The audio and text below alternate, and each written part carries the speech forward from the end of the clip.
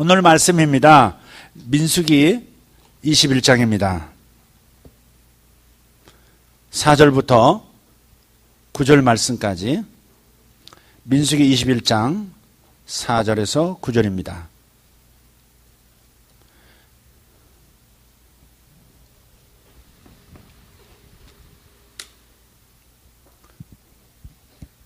백성이 호르산에서 출발하여 홍해길을 따라 에돔 땅을 우회하려 하였다가 길로 말미암아 백성의 마음이 상하니라. 백성이 하나님과 모세를 향하여 원망하되 어찌하여 우리를 애굽에서 인도해 내어 이 광야에서 죽게 하는가. 이곳에는 먹을 것도 없고 물도 없도다. 우리 마음이 이 하찮은 음식을 싫어하노라 하매 여호와께서 불뱀들을 백성 중에 보내어 백성을 물게 하심으로 이스라엘 백성 중에 죽은 자가 많은지라. 백성이 모세에게 이르러 말하되 우리가 여호와와 당신을 향하여 원망함으로 범죄하여 싸우니 여호와께 기도하여 이 뱀들을 우리에게서 떠나게 하소서. 모세가 백성을 위하여 기도하매 여호와께서 모세에게 이르시되 불뱀을 만들어 장대 위에 매달아 물린 자마다 그것을 보면 살리라. 모세가 놋뱀을 만들어 장대 위에 다니 뱀에게 물린 자가 놋뱀을 쳐다본 적 모두 살더라. 아멘. 따라합시다. 그것을 보면 살리라. 그것을 보면 살리라. 다시 9절에 쳐다본 적 모두 살더라. 예, 바라보면 살게 되는 거예요. 쳐다보면 사는 것이 성경의 이야기입니다.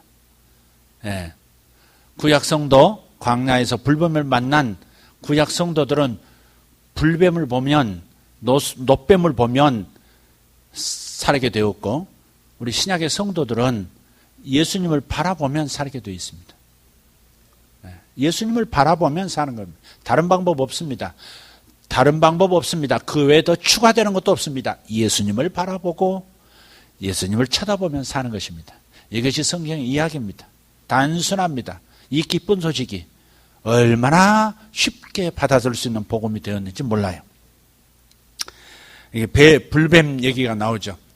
어제 제가 평창을 다녀왔어요. 블레싱 하우스. 오랜만에 갔습니다. 식당을 어떻게 지을 건가. 그래서 그 자재도 살펴볼 겸 해서 어제 평창을 갔습니다. 갔는데 저는 항상 가면 하는 게 있습니다. 거기에 가시나무 잘라내는 게 있어요. 아주 근처에 가시나무는 그 씨앗을 뿌리지도 않았는데 뿌리까지 다 뽑아낸 것 같은데 다음에 다시 그 가시나가 이렇게 올라오는지 몰라요. 걷다가 여러분 산이나 들을 걷다가 갑자기 뭐에 긁히는 경우 있죠. 그 가시나무를 말하는 거예요. 얼마나 번성을 잘하는지 몰라요. 그래서 그걸 자르는 일을 항상 해요, 제가. 또 하나는 이 벌들, 말벌 집 같은 거 제가 치우는 일을 해요. 왜? 우리 블레싱 하우스 왔다가 누가 됐든 쏘이면 어떤 사람은 사망도 하잖아요. 그 말벌에 쏘이면. 어제도 집 2개 해치웠어요, 제가. 가시나무 잘라내고 그 다음에 벌집. 아주 큰 말벌은 아니더라고요. 좀 작은 벌들인데 그것도 쏘이면 아프거든요. 벌써 임자철 장로님은 한 대 쏘여가지고 손이 이렇게 부어있더라고. 자꾸 이제 풀숲 다니면서 일을 하시니까 이분은 눈이 안 보이는 벌집 건드렸다가 이제 쏘이는 거예요. 우리들 중에 쏘인 사람은 없어요. 근데 그분은 항상 이제 일을 하러 다니시니까 그런 거예요. 그래서 벌집을 이제 제가 2개나 해치웠어요. 제가 복수를 단단히 했습니다. 그리고 또 가끔 뱀이 있습니다. 산이잖아요. 우리가 있는 그쪽에는 없지만 조금 벗어나면 뱀이 있단 말이에요. 그 이제 그 가시나무를 이제 주변에 이제 축대 위에 있는 거 자르는데 뱀 한 마리, 갈색 뱀 한 마리를 봤어요.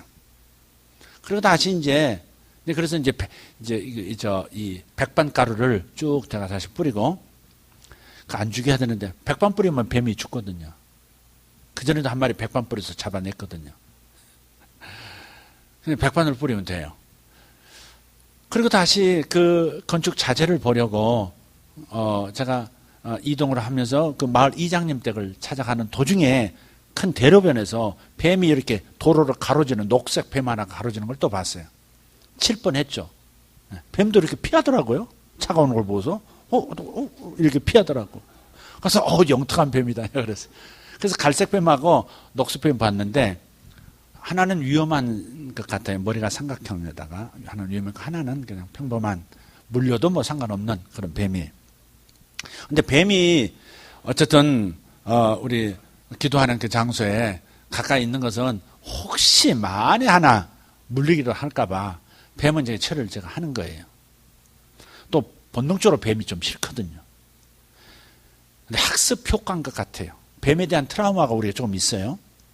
아마 아담 자손이기 때문에 그런지는 모르겠어요. 아니, 뱀은 보통 사람들은 싫어해요. 징그러워하고. 심지어 지렁이도 아주 싫잖아요. 이렇게 긴 지렁이. 이게 분당에 논위에 세워진 도시이기 때문에 굵은 지렁이가 참 많아요. 비만 오면 이제 막 돌아다니죠. 그래서 비 올 때는 우리가 캄캄하니까 아스팔트로 다녀요. 아스팔트로. 차가 오는데도 아스팔트로. 저 혼자 있을 때는 그냥 가. 근데 제 아내가 길겁을 하니까 아스팔트로 이렇게 걸어서 집으로 이렇게 가기도 하고 그래요. 그런데 어떤 아이들은 몇 년 전에 그 우리 건너편에 사는 빌라 건너편에 사는 어떤 가족이 있는데 그 가족은 홈스쿨링을 하는 거예요. 학교를 안 보내더라고요. 애가 4인가 돼요.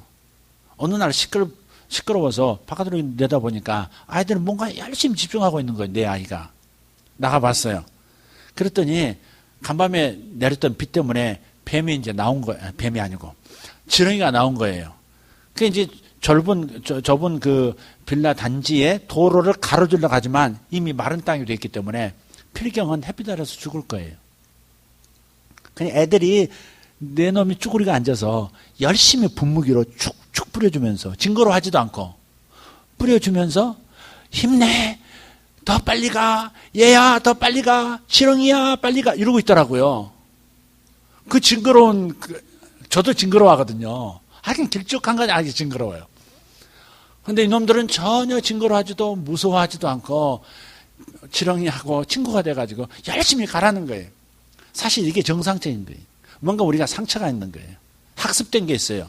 뱀은 징그러운 거야. 부모님이 놀래는 모습 보고 같이 놀래고 지렁이를 보면서 아이 징그러워 하던 그 모습이 각인되어서 나도 그렇게 되어버리고 사실 하나님께서 뱀을 만드시고 지렁이도 만드셨잖아요. 심지어 송충이까지 만드셨거든요. 그래놓고 말씀하시기를 좋다 그러셨거든요. 당신이 만드신 창조물을 좋다 그러셨지 징그럽다 내가 저걸 왜 만들었을까 가슴을 친다 이 갈린다 그러지는 않으셨거든요. 나는 뱀은 싫어 나는 지렁이는 싫어 그런 분이 아니죠. 좋다 그러셨단 말이에요. 그러니까 우리가 어디로 가야 하는지는 우리가 생각은 해야 돼요. 우리 마음에 어떤 치료가 필요한 것이죠. 어렸을 때 제 사촌 남동생이 있는데 지금 여의도에서 뭐 정치한다고 왔다 갔다 하는 그런데 저보다 몇 살 아래예요. 제가 중학교 1학년이 됐었고 그 친구가 4학년 5학년 됐을 때 외갓집에 같이 놀러 갔어요. 그 아이는 거기서 자랐어요. 외갓집에서. 그러다가 도시로 나와서 공부를 하게 됐고 같이 방학을 지내려고 외갓집으로 간 거예요. 낚시하러 가겠다는 거예요. 어려서부터 그 동네 시골에 살았으니까 낚시를 하는 거예요. 근데 전 따라갔죠. 대나무 끝에다가 실 달아가지고 무슨 뾰족한 철사 하나 달고 그러더니 냇가에 앉아서 주섬섬 호주머니에서 뭘 꺼내더라고. 호주머니에서 꺼내다 보니까 지렁이에요. 그걸 담고 온 거야 호주머니에. 그래서 손바닥에 올려놓더니 찰싹 때려요 그걸. 그러니까 납작해졌겠죠.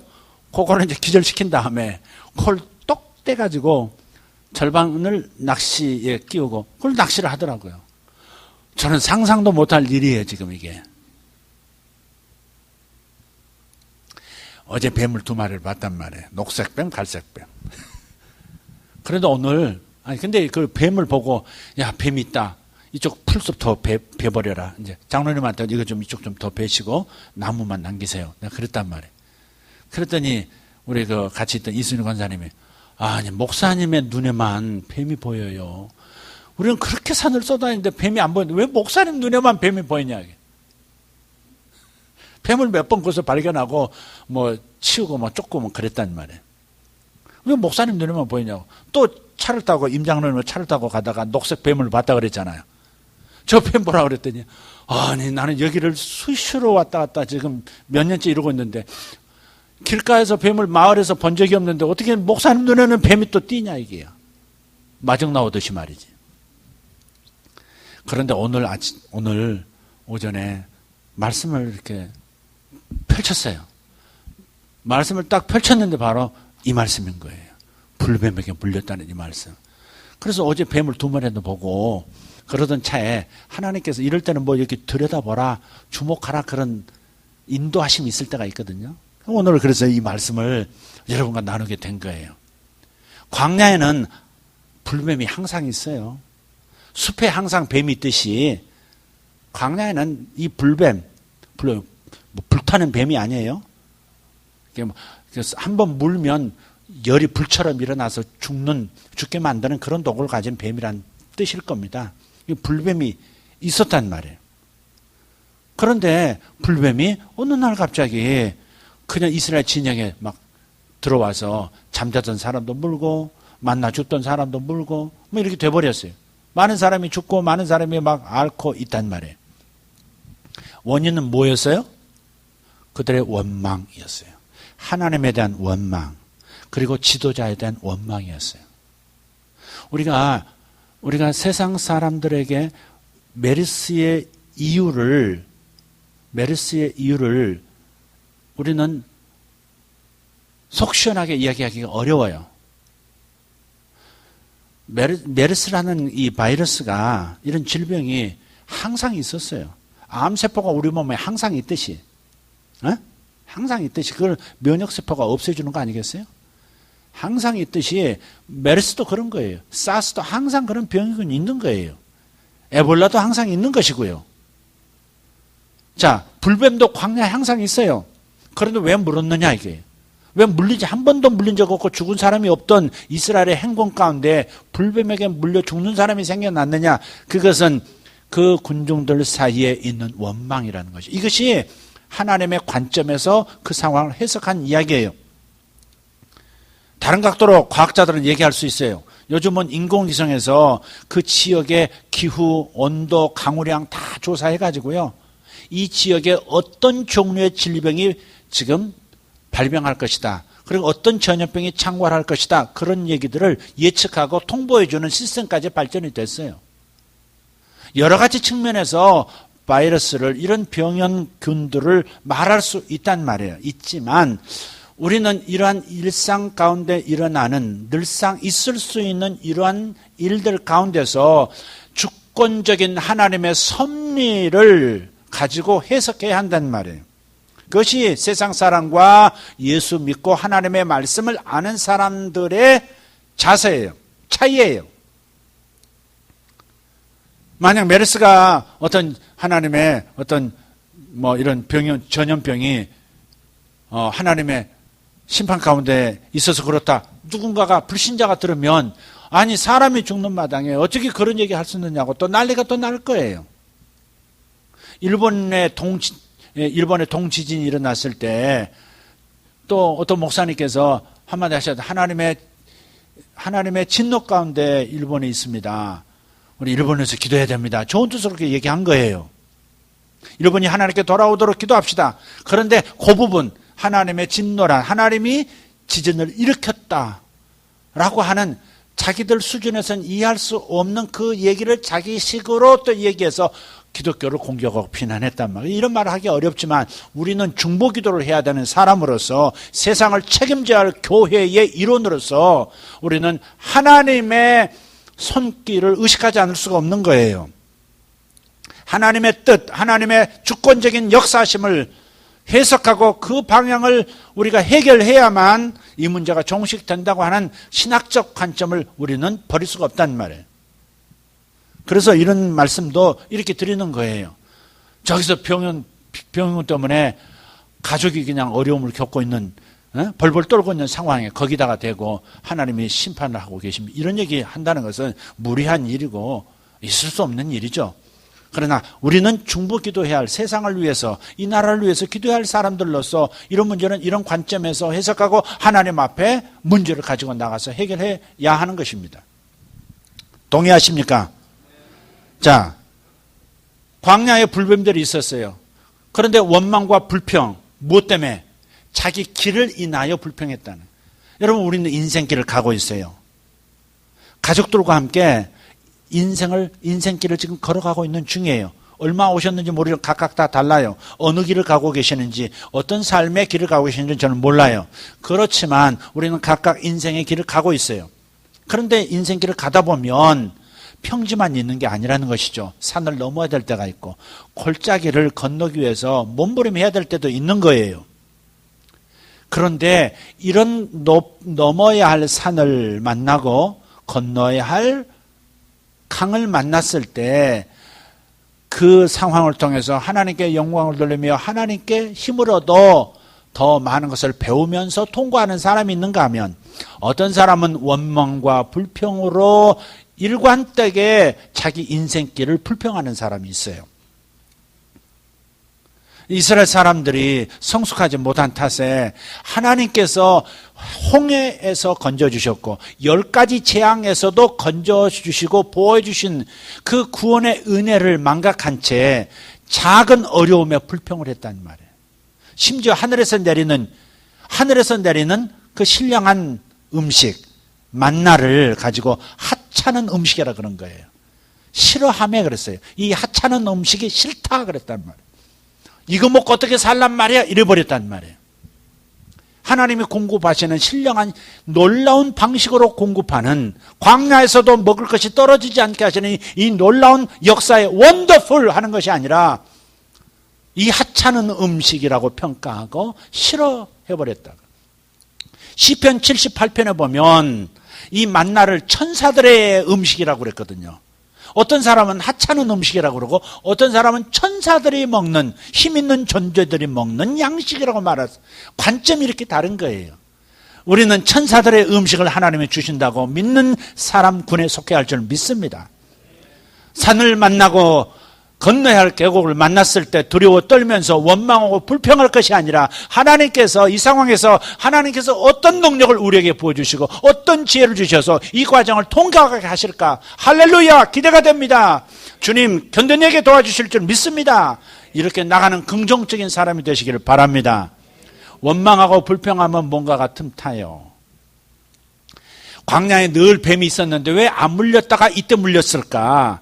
바로 그 원망의 독이 불뱀의 독을 끌어온 거예요. 마음 안에 있는 것이 바깥에 있는 것을 만들어내는 것이고 마음 안에 있는 예스가 바깥에 예스를 세팅하고 마음 안에 있는 노가 바깥에 있는 노를 만들어 끌어당기는 거예요. 마음 안에 있는 그 독, 원망의 독이 결국 불뱀을 불러와 물어 죽이게 만드는 것이죠. 어찌됐든 이스라엘 백성이 여지껏 한 번도 물려 죽은 사람이 없었던 광야 길에서 왜 갑자기 물려 죽는 일이 불뱀들이 갑자기 습격하기 시작했냐 이게. 그것은 바로 그동안은 하나님께서 보호의 손으로 덮어주셨기 때문에 그런 거예요. 물고기도 막 난 새끼들은 어떻게 해요? 다른 어미들, 다른 큰 놈들이 잡아 먹어버리고 다른 관상어가 먹어버리니까 따로 이렇게 모아가지고 좀 클 때까지 같은 어항이지만 따로 이렇게 캡을 씌워가지고 따로 키우거든요. 보셨나요? 병아리들도 어미닭하고 따로 이렇게 보호해주기도 해요. 일정한 기간 동안 조금은 버틸 큰 닭들 사이에서 다치지 않을 만큼 클 동안은 분리해준단 말이에요. 하나님께서 이스라엘을 불뱀들이 가득한 광야에서도 보호하시고 덮어주셨던 거예요. 그런데 원망과 불평이 하나님의 손을 거두게 만든 것이죠. 어떻게 행하느냐에 따라서 하나님의 손이 머물기도 하고 하나님의 손이 사라지기도 하는 것이죠. 그러나 여러분 이것은 기억하세요. 여기서 두려움을 갖고 하나님을 바라볼 게 아니에요. 예수를 정말 믿고 예수님이 나의 구원해 주는 것을 믿으면서 예수님과 연합한 사람들은 은혜 아래 있는 사람들이기 때문에 율법 아래 있는 것이 아니라 하나님 뜻대로 말씀대로 행하면 복을 받고 하나님 뜻대로 행하지 않으면 저주를 받는 율법 아래 사는 방식이 아니라 예수 믿는 사람들은 예수님께서 일방적으로 모든 저주와 심판과 죄값을 다 정리해 버리셨기 때문에 그래서 은혜만 받고 있기 때문에 우리가 설령 잘못한다 할지라도 금세 은혜 손을 거두어 버리시는 일은 없다는 사실을 꼭 기억하시길 바라요. 여러분이 구약 성경을 읽을 때마다 신약 성경도 구약 성경을 인용할 때가 있는데 구약 성경을 특히 읽을 때마다 바로 이런 부분을 염두에 두고 읽으셔야 돼요. 아, 이렇게 했으니까 이런 징벌이 임하겠구나. 아, 이렇게 하면 이런 진노가 임하는구나. 아, 이렇게 하면 이런 재앙이 임하는구나. 그건 구약 율법 아래서 하나님께 순종하면 복을 받고 순종하지 불순종하면 저주를 받는 구약 시대 율법 아래, 옛 언약 아래 있는 것이 아니란 사실을, 우리는 신약의 성도라는 사실을 기억하고 구약을 들여다볼 때는 항상 신약의 성도의 입장, 은혜 아래 있다는 생각을 하고 읽어야지, 신약 성도이면서도 구약의 관점을 읽고 아, 그러면 이런 삶이 결국 나는 복을 못 받게 되어지고 내가 이렇게 하나님 앞에 온전하게 살고 있지 못하기 때문에 나는 하나님의 복 받을 자격이 없고 어떤 위험한 일이 생길지도 모르겠구나. 그렇게 받아들여 버리는 순간에 그런 역사가 일어나 버려요. 그러니까 우리에게는 저주가 없지만 예수 믿고 돌아온 사람들에게 예수께서 완벽하게 죄를 해결해 버리셨기 때문에, 죄의 결과를 완벽하게 짊어져 버리셨기 때문에 거저 용서해 준 것이 아니라 하나님의 아들 예수가 대신 다 짊어지시고 고통을 다 겪으시고 지옥까지도 경험하신 다음에 우리에게 모든 좋은 소식을 전해주신 소식이기 때문에 우리는 이것을 기억해야 합니다. 우리는 철저하게 보호를 받는다는 것입니다. 그러나 율법 의식을 가지고 내가 잘못했으니까 하나님의 진노가 오겠구나, 하나님께서 나에게 어떤 징벌을 내리실지도 몰라 두려워 떤다면 이상하게 저주 현상이 나타나기 시작한다는 거예요. 하나님이 저주를 우리에게 주시는 것이 아니라 내가 은혜 아래에 있다가 바깥으로 나가버리는 거예요. 우산 아래에 있다가, 처마 아래에 있다가 비를 한 방울도 맞지 않았었는데 예수님의 은혜 우산 아래 있으면 한 방울도 맞지 않는데 자기 스스로 벗어나면, 다른 영역으로 들어가 버리면, 율법 아래로 스스로 마음을 둬버리면 아, 내가 행하지 못했으니까, 내가 안 해야 될 일을 했으니까 그럼 내가 위험해지겠구나, 아, 하나님이 나를 보호하시지 않겠구나, 이래버리면 이상하게 하나님이 마치 그러신 것처럼 그런 일이 일어나 버린다 이 말이에요. 그래서 우리 로마서 한번 잠깐 볼까요?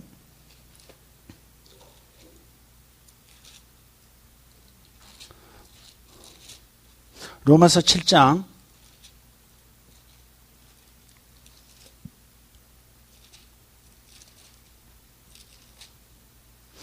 11절입니다. 로마서 7장 11절. 죄가 기회를 타서 계명으로 말미암아 나를 속이고 그것으로 나를 죽였는지라 그랬어요. 여러분, 마귀의 핵심 전략은 속임수예요. 너 아직 율법 아래에 있어. 너 율법들 안 살았지. 계명들 안 살았지. 그러니 너 계명에 기록된 대로 너에게 심판이 임할 거야. 너에게 좋지 않은 일이 생길 거야. 악재가 따를 거야. 이런 마음이 슬며시 일어나도록 만든다는 것이죠. 속인다는 말이에요. 분명히 은혜 아래서 철저하게 보호를 받고 있는 예수님의 십자가의 공로 안에서 완벽하게 축복 아래 있도록 만들어 주셨는데, 죄라는 놈이, 마귀라는 놈이 율법을 가지고, 여기 봐, 성경에 기록되어 있잖아. 구약 성경 안 읽어봤어? 여기에 분명히 이렇게 하면 이런 저주가 임한다고 했잖아. 너에게 좋지 않은 일이 생길 거야. 내 사업에 이상이 생길 거야. 무섭지 하는 그런 마음을 불러일으키면, 다시 말해서 속임으로써 나를 죽음 현상, 저주 현상이 나타나도록 해버린다 이게. 그러니까 속으면 안 돼요. 우리는 구약 성경을 읽을 때마다 율법 아래 있는 사람으로 읽지 말고 철저하게 율법을 온전히 지키지 못했다 할지라도, 온전히 의롭다 하지 못하다 할지라도 예수님께 붙어있는 나는 예수님의 의를 덧입고 예수님의 모든 축복권을 다 가지고 있는 사람이라고 하는 사실을 기억하면서 율법 아래 기록된 그 이야기를 읽어야만이 안전한 것이죠. 아멘? 구약을 읽을 때는 항상 은혜 아래 있는 자신을 기억하면서 읽으시기를 바라요. 할렐루야. 자, 그런데 여기 보면 불뱀을 모세가 단 게 아니에요. 하나님께서 말씀하실 때 지금 이스라엘 백성은 이걸 요구했어요. 불뱀들이 우리에게서 떠나게 해주세요. 이랬단 말이에요. 근데 하나님은 뭐라 그러세요? 노뱀을 만들어서 달면 쳐다보면 다 살리라 그랬단 말이에요. 불뱀이 지금 여기까지 입은 피해로 끝나게 도와주십시오. 이렇게 얘기했어요. 우리 가족 중에 하나가 이미 생명을 잃은 것으로 끝나게 해주십시오. 한 사람 지금 바보 되고 지체장애자 된 거 그걸로 끝나게 여기서 더 이상 해로움이 없도록 만들어 주십시오. 이렇게 요구했는데 하나님은 더 큰 은혜를 주세요. 살아나게 만드는 역사를 베풀어 주시는 거예요. 죽었다 할지라도 그 노뱀을 바라보는 위치에 놓으면 살아나는 역사가 있도록 하나님 하신 거예요. 이것이 십자가의 능력이고 하나님의 사랑이에요. 하나님은 우리가 구하는 것보다 더 큰 것을 주시는 분임을 믿으시기를 바랍니다. 여러분이 구하는 것보다 더 좋은 것을 주고 싶어 하세요. 이것을 믿으세요. 여러분 마음을 설득하세요.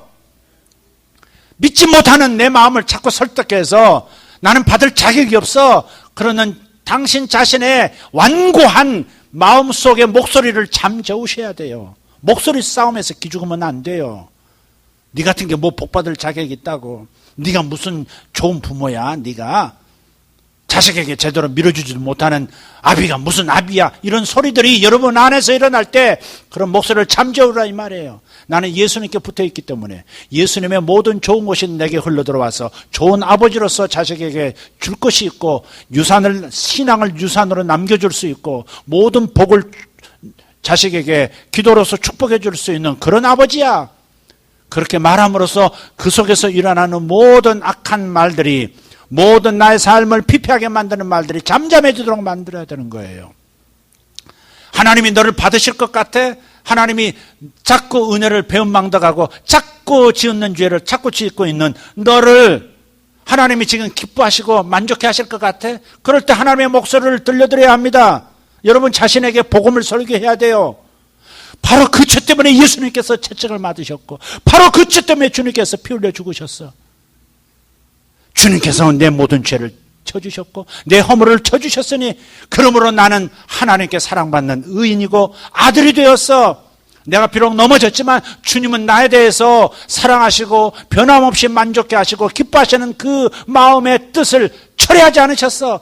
시간이 갈수록 주님은 나를 더 사랑하시고 나를 더 예뻐하시고 나를 만족해 하고 계셔. 사탄아 떠나가라. 할렐루야. 자신에게 자꾸 주의 복음 은혜의 말씀을 기쁜 소식을 전해주셔야 돼요.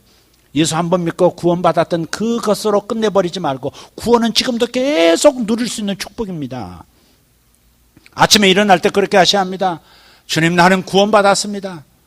그럴 때 떠오르는 생각이 있습니다. 네가 구원받은 느낌이 있어? 확신이 있어? 구원받은 자께 즐거움이 지금 있는 거야? 아침에 일어나면 행복해야 될 거 아니야? 그럴 때 여러분 말씀하셔야 돼요. 감정의 믿음은 아니다. 나는 믿음을 가지고 있다. 내 믿음은 이것이다. 아들이 있는 자에게는 생명이 있고 아들이 없는 자에게는 생명이 없느니라. 그런데 나는 아들이신 예수님이 내 마음에 오시도록 영접했고 지금도 예수님이 내 안에 계신 것을 믿는다. 예수님이 영생이시니 예수님이 바로 생명이시니 생명을 모신 나도 영생을 얻었고 생명을 모신 나도 지금 생명으로 충만하다. 나는 구원받은 자다. 할렐루야. 아침마다 선포하고 일어나야 하는 것이에요. 감정에 따라 움직이지 말고 믿음 따라 움직이는 분들 되기를 바랍니다. 쳐다보면 사는 거예요. 아픈데요? 쳐다보면 살리라. 뭐 기절하겠는데요? 쳐다보면 살리라. 두 방 물렸는데요? 쳐다보면 살리라. 목을 물렸는데요? 쳐다보면 살리라. 숨이 넘어갔는데요? 쳐다보면 살리라. 바로 그거예요. 여러분 이 생각 싸움에서 승리하셔야 합니다. 여러분은 하나님의 아들과 맞바꾼 소중한 존재들이에요. 하나님이 당신 아들을 나다신 죄에 넘겨주시고 죽음에 넘겨주시고 나를 하나님의 아들로 입양하신 거예요. 소중한 존재들입니다. 할렐루야. 자, 그래서 쳐다보면 사는 거예요. 아마 모세는 왜 모세가 실제 죽은 뱀을 이렇게 잡아가지고 뱀 때려 죽여가지고 그걸 장대에 이렇게 달지 왜 노뱀을 만들었을까? 물론 하나님께서 뱀을 만들어서 달라 그랬으니까 그렇게 했지만 왜 노뱀일까? 실제 뱀이 죽은 것을 보면 더 실감나지 않고 더 시각적 효과가 믿음을 주는 효과가 있지 않았을까요? 그런데 왜 노뱀을 만들어서 했을까? 하는 거예요. 바로 그 높이 장대에 들린 노뱀이 바로 훗날에 십자가에서 인류를 대신해서 자기 백성을 대신해서 죄값을 치르기 위해서 십자가에 오르신 예수님을 예표하고 있는, 상징하고 있는 것이기 때문에 그런 거예요. 실제 예수님은 뱀이 아니시잖아요. 예수님 뱀이 아니시잖아요. 그러니까 다시 말해서 우리는 예수님은 죄가 없으신 분이다 이 말이에요. 죄가 없으신 분인데 우리 죄를 대신해서 십자가에서 죽으신 거거든요. 그러니까 노뱀을 만들었다고 하는 것은 결국은 뭐예요? 우리 자신이 죄 있는 육신이거든요. 우리 로마서 다시 한번 봅시다.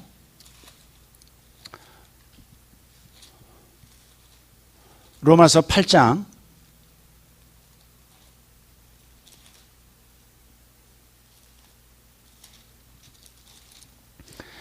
로마서 8장 3절 한번 읽어볼까요? 시작. 율법이 육신으로 말미암아 연약하여 할 수 없는 그것을 하나님은 하시나니 곧 죄로 말미암아 자기 아들을 죄 있는 육신의 모양으로 보내어 육신의 죄를 청하사 그랬어요. 예수님은 죄 있는 육신이 아니에요. 죄인이 아니라 이 말이에요. 무슨 말인지 아시겠죠? 죄 있는 육신을 가진 분이 아니란 말이에요. 예수님은 죄 있는 육신인 우리의 모양으로 오신 분이에요. 다른 말로 하면 예수님은 죄인이 아니시고 죄인인 우리의 형상으로 오신 분이에요. 왜? 죄 있는 우리를 대신해서 죽으시기 위해서 죄가 없으신 분으로서 죄 있는 존재인 것처럼 사람 앞에 서신 거예요. 그래서 노뱀으로 그렇게 실제 뱀을 단 것이 아니라 뱀이 예수님을 상징하고 있다는 말이죠. 예수님도 자신을 뱀이라고 그러셨거든요. 노뱀에 비유하셨거든요. 요한복음 3장을 한번 볼까요? 요한복음 3장 14절.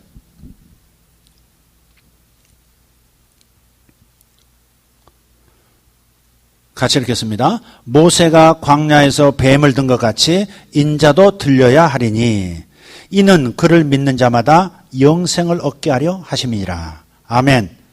예. 모세가 광야에서 뱀을 든 것 같이 인자도 들려. 예수님 자신을 노뱀하고 비유를 하셨단 말이에요.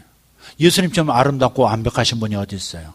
우리야 마치 길가에 있는 돌멩이처럼 어디서 봐도 결점투성이, 흠집투성이. 그러나 예수님은 귀한 다이아몬드 같으셔서 잘 세공된 완벽한 다이아몬드 같으셔서 어디서 봐도 휘황찬란하고 어디서 봐도 아름답고 어디서 봐도 완벽하시고 어디서 봐도 귀하고 가치 있고 그런 분이세요. 예. 근데 주님께서 지금 왜 자신을 뱀으로 이렇게 비유를 했느냐 이 말이죠. 들려야 하기 때문에. 장대에 들려서 노뱀을 바라보면 다 살았듯이 자신이 뱀처럼 뱀의 독에 취해서 죄의 독에 취해서 다 죽게 생긴 저 인류 전체를 놓고 대신 당신께서 십자가에 달려 계시고 당신께서 대신 죽어주셨다는 고난당하셨다는 것을 믿고 바라보고 믿기만 하면 영접하기만 하면 구원 얻도록 하는 이 진리를 저들에게 가르쳐 주기 위해서 자신을 광야에 들려진 뱀하고 비유를 하신 것이죠. 예수님 당신 자신도 광야의 그 불뱀을 형상을 딴 노뱀으로 자신을 말씀하셨단 말이에요. 그래서 인자가 들려져야 바라볼 것이고 바라보는 자들마다 영생을 얻게 되는 것이죠. 여러분 그 다음 구절이 그 유명한 요한복음 3장 16절이에요. 제가 살았던 집이 2번 그런 집에 살았는데 316호. 316호. 요한복음 3장 16절. 하나님이 세상을 이처럼 사랑하사 독생자를 주셨으니 이는 그를 믿는 자마다 멸망하지 않고 영생을 얻게 하려 하심이라. 아멘. 근데 그 앞에 조금 멸망하지 않고를 빼고 똑같은 문장을 15절에 주님께서 말씀하셨어요. 이는 그를 믿는 자마다 영생을 얻게 하려 하심이니라. 할렐루야. 어찌됐든 핵심은 여기 있어요. 쳐다보면 산다는 거예요. 자기에게 골몰하는 사람은 실패하기 십상이에요. 사람에게 집중하고 사람을 자꾸 들여다보면 실망하고 소망을 잃어버려요. 여러분 자신을 자꾸 들여다보세요. 소망이 생깁니까? 세상에 나 같은 죄인이 어디 있어요? 나 같은 배은망덕한, 하나님께 배은망덕한 사람이 어디 있어요? 조금만 잘 되면 하나님께 감사하지만 뭐가 안 돌아가고 안 될 때는 의기소침해가지고 예배도 멀어지고 교회도 멀어지고 하나님께 기도할 의욕도 없어지고 얼마나 배은망덕해요. 그래서 우리가 구원을 날마다 누려야 되는 거예요. 구원이 제일 중요해요. 구원 확신 없고 구원의 기쁨 없으면 헌신도 없어요. 셋째는 둘째치고 헌신도 없어요. 구원의 확신 있는 사람이 헌신합니다. 어떤 사람이 하나님께 헌신하고 어떤 사람이 교회에 헌신하고 어떤 사람이 하나님 나라에 헌신해요. 구원의 확신 있는 사람이에요. 구원의 기쁨 있는 사람이에요. 그래서 여러분이 구원의 기쁨을 날마다 기억하고 인정하고 고백하고 선포해야 되는 거예요. 이스라엘 사람들은 출애굽한 그 이야기, 유월절 이야기를 가지고 너희들은 절대 잊어버리지 말고 기억하고 너희들이 마음에 새기고 항상 출애굽했던 유월절을 기념하고 선포하고 그렇게 하나님께 영광 돌리라고 하신 이유가 뭔지 아세요? 그래야 이 애굽 땅에서 죄인으로 그 노예로서 살던 그것을 항상 기억하면서 얼마나 큰 은혜를 하나님이 내게 주셨는가, 우리 민족에게 얼마나 큰 은총을 우리에게 베풀어 주셨는가를 이스라엘 백성들이 생각할 수 있거든요. 그럴 때 구원의 감격 속에서 매일매일 살아가고 그런 사람들이 하나님 나라를 위해서도 헌신하는 거예요. 하나님께서 그래서 잊지 말고 기억하라고 하신 거예요. 첫 번 것을 기억하라는 거예요. 출애굽을 기억하라는 거예요. 하나님이 어떻게 애굽에서 건져냈는지를 기억하라는 거예요. 마찬가지예요. 애굽에 있었던 애굽 사람들은 죄인이었던 우리와 똑같은 거예요. 어떤 죄인이었는데 주님께서 나를 대신해서 십자가에서 대신 죽어주시고 그것을 믿게 하심으로써 구원받아 하나님의 자녀의 복을 누리며 살도록 만들어주셨는가, 이걸 먼저 항상 매일 아침 everyday 나를 이런 죄인의 상태에서 이렇게 나쁘고 못되고 형편없는 존재를, 그런 존재를 하나님께서 사랑스럽게 안아주시는 자식으로 만들어주셨는지 그것을 매일매일 기억하고 감사하고 영광 돌림으로써 신자답게 살 수 있는 힘이 거기서 오는 거예요. 복음을 통해서 성화도 가능하다는 얘기가 바로 그런 거예요. 십자가 앞에서 십자가를 묵상하면서 나 대신 저렇게 비참하게 죽어주신 주님, 내가 저기 달려야 될 사람인데, 내가 저렇게 배신당하고 수치당하고 내가 저렇게 매맞고 지옥에 떨어져야 할 사람인데 주님이 대신 내가 겪을 일을 겪어주셨으니 얼마나 감사한가. 여러분이 가끔 넘어지죠? 가끔 죄 짓죠? 나는 죄 아니야 이렇게 아무리 합리화해도 자기 영혼은 고통을 느껴요. 하나님의 말씀에서 벗어난, 하나님이 기뻐하시지 않는 그 행위들을 했을 때는 마음에 고통이 있는 거예요. 아니야, 그래도 여러분 영혼은 고통을 느껴요. 그러면 매일매일 좋은 소식을 들을 수밖에 내게 들려줄 수밖에 없는 거예요. 나 자신을 들여다보지 말라는 거예요. 넘어진 나를 들여다보지 말고 이제 벌떡 일어나서 다시 걸어가라는 거예요. 영화 중에 리셋이라는 영화 제목이 아마 리셋이었을걸요? 톰 크루즈가 주인공이에요. 기억나시는 분 계세요? 신령하셔서 아무도 영화를 이렇게 안 보는 것이 목사만 이렇게 항상 맨날 영화를 보고, 우주적 전쟁이 일어난 거, 외계인이 쳐들어왔어요. 우주적 전쟁이 지구에서 일어났어요. 근데 외계 괴물을 이길 방법이 없는 거예요. 그런데 어느 날 톰 크루즈가 전쟁에서, 우주인들과 전쟁에서 팍 죽었어요. 원래 총군 기자예요. 기자인데 갑자기 군인으로 그냥 옷 입혀가지고 전쟁터에 던져버린 거예요. 그래서 단번에 전쟁터에 떨어지자마자 몇 초 안 돼가지고 맞아 죽어요. 근데 팍 영화 장면이 갑자기 캄캄해졌다가 갑자기 다시 벌떡 일어나면서 위에서 아래로 쭉 전쟁터로 떨어지는 장면으로 다시 시작해요. 근데 보니까 어제 내가 죽었었던 기억이 난단 말이에요. 근데 어떻게 나 다시 이 일이 또 이게 벌어지지? 데자뷰인가? 뭐 이런 생각하면서 얼떨러 할 때 또 맞아서 또 죽어요. 깨달아요. 아, 삶이 리셋되고 있고 초기화되고 있구나. 모든 게 삭제되고 다시 처음부터 시작하는 걸로 이상하게 다시 원위치로 돌아온다는 사실을 깨달은 거예요. 그때부터 아, 저쪽에서 어떤 놈이 나타나서 나한테 뭘 쐈지. 미리 가서 피하고 하다가 또 죽어요. 매일매일 죽어. 그리고 매일매일 다시 리셋해서 다시 인생을 또 시작하는 거예요. 전쟁 땀복반에서. 그리고 마침내 우주 괴물의 가장 수뇌부를 마지막 죽이고 모든 것이 정상으로 돌아오는 걸로 끝이 나요. 하나님께서 우리에게 그런 걸 해주신 거예요. 넘어졌니? 죄를 졌니? 실수했니? 주저앉아서 탄식하고 열등감 가지고 죄책감 가지고 수치감 가지고 주저앉아 있지 말고 이놈아 자빠져 있지 말고 일어나서 다시 시작해봐. 십자가에서 내가 모든 걸 다 해결해 놨잖아. 어? 그러니까 다시 일어나서 죄 안 짓는 능력을 다시 한번 발휘해봐. 내가 도와줄 테니까. 또 넘어져요. 주님 또 넘어졌어요. 아유, 나 같은 놈이 어디 있어요 세상에. 아유, 그렇게 용서해 주셨고 회개됐는데 또 자빠졌어요. 또 그 짓을 했어요. 그래도 그때 기억할 것은 자기에게 골몰하지 말고 십자가에서 내 모든 죄를 다 일생의 모든 죄를 져주셨다는 생각하고 그래 다시 리셋해서 초기화됐으니까 다시 한번 해보겠습니다. 몇 발자국은 또 자빠질지라도 또 실수할지라도 그때 주저앉지 말고 다시 일어나서 다시 한번 해보겠습니다 해서 마침내 사탄을 발 아래 둘 수 있는 저와 여러분 되기를 바라는 것이 자기를 집중하지 말고 하나님께 집중하세요. 예수님께 집중하세요. 예수님이 해답이에요. 자기 아픈 것에 집중하지 말고 채찍 맞으시고 내 죄를 내 아픔을 옮겨가시고 내 질병을 옮겨가셔서 대신 고통을 당하신 그분을 바라보고 그분께 감사하고 승리를 외쳐야 그래야 내 몸에서 병이 떠나는 것이죠.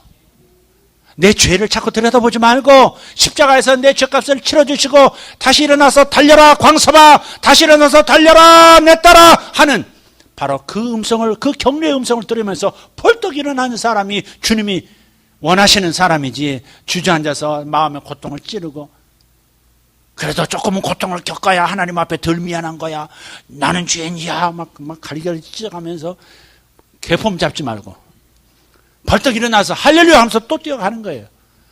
할렐루야. 구원받은 자의 특권이 바로 여기 있는 거예요.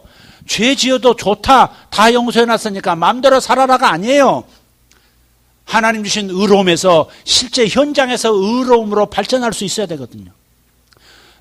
아멘. 네. 주님의 영광에서 영광에 이른다 하듯이 주님이 내게 덧입혀 주신 그 의를 가지고 실제 내 삶에서도 의로운 자의 삶이 나타나야 되거든요. 성화의 삶 살아가야 되거든요. 용서받았으니까 마음대로 살아도 좋다. 그것은 하나님의 목적이 아니죠. 그건 주님을 욕되게 하는 것이죠. 그러니까 우리는 하나님께서 다시 일어나도록 해주신 그 결과를 백으로 삼고 다시 일어나서 또 달려가고 넘어지면 다시 일어나서 또 달려가고 그 생각을 하라 이 말이에요. 자기를 집중하지 말고 주님을 집중하세요. 해답은 나에게 있지 않아요. 하나님에게 있는 것이고 예수님에게 있는 것이에요. 죄를 이기는 힘도 예수님에게 있는 것이고 성화하며 살 수 있는 것도 예수님에게 있는 것이고 부유하게 살 수 있는 것도 예수님에게 있는 것이지 당신 자신에게 있는 게 아니에요. 건강하게 사는 것도 당신 자신에게 있는 게 아니라 바로 나의 머리신 예수님에게 있어요. 그분을 통해서 건강이 흘러들어오고 그분을 통해서 부요가 흘러들어오고 그분을 통해서 생명이 흘러들어오고 그분을 통해서 명예로움이 흘러들어오고 그분을 통해서 지혜가 흘러들어오는 것이니까 오직 예수님을 쳐다보면 살리라. 구원받는 그 첫 번째 순간만이 아니라 구원은 계속해서 매일매일 누리는 것이니까 구원은 영혼의 구원만이 아니라 마음의 구원, 삶의 구원, 재정의 구원, 관계의 구원 모든 구원들이 통합적으로 우리에게 주어진 것이니까 그래서 우리는 구원을 날마다 누려야 하는 것입니다. 구원은 오직 예수님 한 분에게 있어요. 그분만을 바라보시기를 축복합니다. 오늘 시간도 그분만 바라보시면서 주님께서 나의 신중함이 되십니다. 오늘 신중함이라는 단어가 오늘 가슴을 울렸어요. 디도서 2장 11절 12절을 보면 주님께서 말씀하세요. 모든 사람에게 구원을 주시는 하나님의 은혜가 나타나 우리를 양육하시되 은혜는 바로 예수님이죠. 그러니까 인격적 용어를 쓴 거예요. 모든 사람에게 구원을 주시는 하나님의 은혜가 나타나 우리를 양육하시되 경건치 않은 것과 이 세상의 정욕들을 다 버리고 신중함과 의로움과 경건함으로 이 세상을 살게 하셨다 그랬어요. 그러니까 신중함과 의로움과 경건함으로 살게 하는 것도 하나님의 은혜예요. 예수님에게서 흘러들어오는 거예요. 신중하지 못해서 자꾸 지적받고 회사에서 신중하지 못하다고 인사고과에서 자꾸 점수 깎아먹고 하는 남자들, 여성들 잘 기억하세요? 여러분이 모든 여러분의 일터에서 여러분이 맡은 직무 가운데서도 여러분이 신중하게 좋은 것을 선택하고 바르게 결론을 내리고 바르게 일 처리를 할 수 있는 그 신중함, 그런 것도 바로 예수님에게서 흘러 들어오는 것이니까 주님의 신중함이 나의 신중함이 되게 하여 주시옵소서. 죄에 자꾸 넘어지는 분들은 어때요? 주님의 의로움이 나의 의로움으로 나타나게 하여 주시옵소서. 죄의 결과를 딱 책임지시고 나를 의롭다 하시는 것만이 아니라 실제 의로운 삶을 살 수 있는 주님의 의로우심이 내게 흘러 들어오게 해 주시옵소서. 주님과 연합하는 것만이 여러분에게 살 길이에요. 주님과 연합하는 것만, 방법은 딴 게 없어요. 붙으면 이 종이가 얼마나 찢어지기 쉬워요. 한지 얼마나 찢어지기 쉬워요. 근데 절대 찢을 수 없는 방법이 있어요. 절대 찢겨지는 방법이 있어요. 철판에 찰싹 달라붙어 버리는 거예요. 본드로 쫙 발라가지고 철판에 짤싹 달라붙으면 철판을 찢지 않는 나는 종이도 못 찢어요. 그래서 주님께서 요한복음 15장에 너희가 내게 붙어 있으면 이 사람은 과실을 많이 맺을 것이요 그런 거예요. 네 스스로 열매를 많이 맺어서 주님 열매 맺었나이다 이렇게 하라는 게 아니고 내게 붙어 있으면 내 힘이 너를 통해서 열매 맺게 하는 것이다. 그러니까 우리의 최고의 방법은 예수님께 붙어 있는 거예요. 예수님께 연합하는 거예요. 예수님만 바라보는 거예요. 예수님만 기대하는 거예요. 예수님만 소망하는 거예요. 아멘 할 때까지 계속 말할 거예요. 예수님만 쳐다보면 되는 거예요. 쳐다본 즉 살리라. 붙어 있은 즉 살리라. 바로 이 방법이에요. 그래서 오직 예수님이 해답이시다. 따라합시다. 예수님만이 해답이시다. 예수님이 해결이시다. 할렐루야. 예수님만 붙들기를 예수 이름으로 축복합니다. 여러분 이 말씀을 꼭 기억하십시오. 예수님께 붙어있는 방법이 최고의 지혜입니다. 예수님께 붙어있기만 하면 예수님의 모든 것이 나의 것으로 흘러들어오기 시작하는 거예요. 방언도 그런 믿음을 가지고 하시면 돼요. 예수님이 지금 흘러들어오신다. 성령님이 지금 흘러들어오신다. 성령님이 역사하실 것이다. 그냥 알아듣지 못해도 영으로 기도하는 겁니다. 사도 바울처럼 기도하기를 예수 이름으로 축복합니다. 기도하십시다. 할렐루야. 주님 감사합니다. 오늘 우리에게 주신 은혜의 말씀을 인하여 감사하며 우리는 율법 아래 있는 옛 언약 아래 있는 사람들이 아닙니다. 우리는 은혜 아래 있는 사람들입니다. 하나님의 마음이 나의 행동에 따라서 변하고 변덕스럽게 변하는 그런 관계가 아닌 것을 아버지 하나님 우리가 이해했습니다. 그리고 그렇게 믿을 것이고 그렇게 여길 것입니다. 나에 대한 하나님의 사랑과 만족감은 결코 초래되지 않을 것임을 저는 믿습니다. 우리 성도들도 같은 믿음을 갖게 도와 주시옵소서. 쳐다본 즉 살려라. 쳐다본 즉 살려라. 너희가 나를 쳐다보면 살게 될 것이다. 아들아 네가 나를 쳐다보면 살게 될 것이다. 네가 아무리 고통스러워도, 딸아 네가 아무리 비참해도, 딸아 네가 아무리 무능력한 것처럼 느껴져도 속지 말아라. 나를 쳐다보고 나에게 손을 내밀면 네가 내 안에 있다는 사실만 생각해내고 그 안에서 안식하면 나의 능력이 너의 능력이 될 것이고 너의 문제가 해결되기 시작할 것이다. 주님 이렇게 말씀하시는 것을 믿습니다. 우리에게 명예로운 관을 씌우시고 아버지의 명예로운 상승, 신분 상승을 허락하시는 그 귀하신 주의 사랑을 감사합니다. 오늘 주의 말씀을 들었사오니 오직 예수님만 바라보는, 예수님만이 해결자이신 것을 바라보는 믿음으로 돌아오게 해 주시옵소서. 우리 성도들 되게 도와주시옵소서. 예수님의 이름으로 기도하옵나이다. 아멘.